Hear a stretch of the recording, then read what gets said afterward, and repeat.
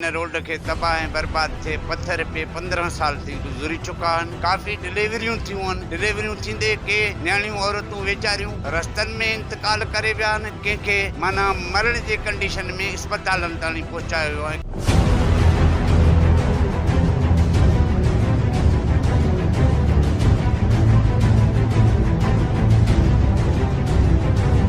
अस्सलाम वालेकुम नाज़रीन, सुजाग न्यूज़ वन सां गॾु मां आहियां मोहब जुणू।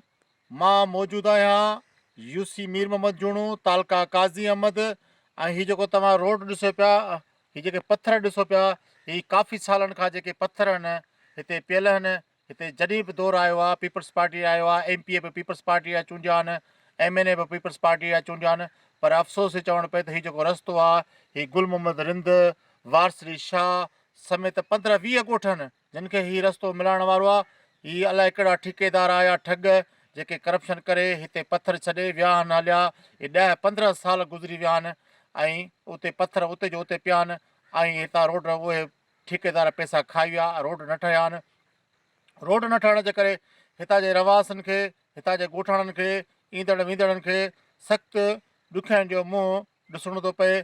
अचो त हिननि आसपास जे ॻोठाणनि खां पुछा कयूं त हीअ आख़िर रोड छो न ठहियो ऐं हिन रोड न ठहण सां हिते जे माण्हुनि खे कहिड़ियूं तकलीफ़ूं आहिनि। हीअ जेको रोड आहे, हीअ रोड कहिड़ो रस्तो कहिड़ो सॾिबो आहे? हीअ रस्तो सर ही अॼु अलीगुल रिंद खे लॻंदो आहे, दामन रिंद खे लॻंदो आहे, लतीफ़ रिंद, साईं मिचकी रिंद, गुरदास बंगलो। हा, माना 10-15 ॻोठ आहिनि हिननि खे हीअ रस्तो लॻे थो, मेन रस्तो आहे माना। जेको हीअ ॾिसो तव्हां नाज़रीन, तव्हांखे मां ॾेखारियां त हीअ जेके पथर आहिनि न, हीअ पथर कॾहिं टेड़े विया आहिनि हिन रोड ते? हिनखे तक़रीबन 10-12 साल थी विया आहिनि। अच्छा, हा। ठेकेदार केरु हुआ?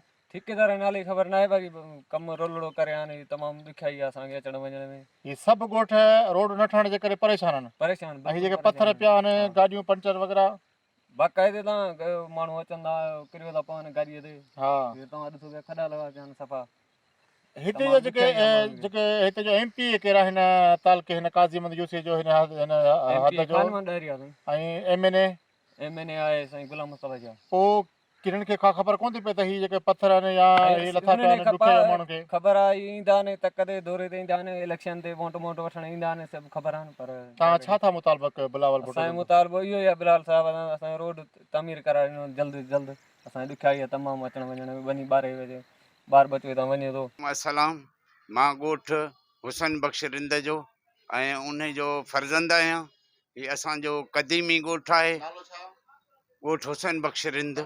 मुंहिंजो नालो दामन अली। साईं तक़रीबन हिन रोड खे तबाह ऐं बर्बाद थिए पत्थर पे 15 साल थी गुज़री चुका आहिनि। काफ़ी इन में MP MNA बल्दिया जा चेयरमैन सभु पंहिंजो जेके आहिनि त आया आहिनि, वोट वरिता अथनि, वाइदा कया अथनि, वचन कया अथनि।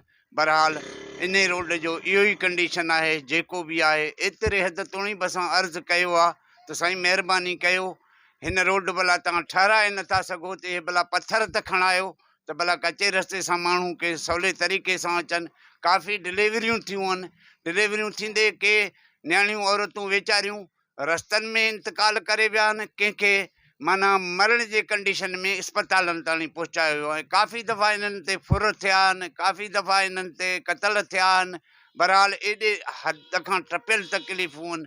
इन में काफ़ी ॻोठ अचनि था, काफ़ी ॻोठ, वॾी आदमशुमारी अचे थी। ॻोठ साईं, ॻोठ हुसैन बख़्श रिंद जेको असांजो ज़ाती ॻोठ आहे उहो अचे थो, अल्लाह बख़्श ख़ासकेली अचे थो, मोहम्मद बख़्श ख़ासकेली अचे थो, ऐं पंहिंजो रईस नूर मोहम्मद कहेरी अचे थो, सुहारो ख़ान ज़रदारी अचे थो, जिंद ख़ान चांडियो अचे थो, कुबरनि जो ॻोठ आहे, ज़मीनदारी आहे, उन्हनि जा 4-5 ॻोठ, गुरदास बंगलो अचे थो, अलीगुल रिंद अचे थो।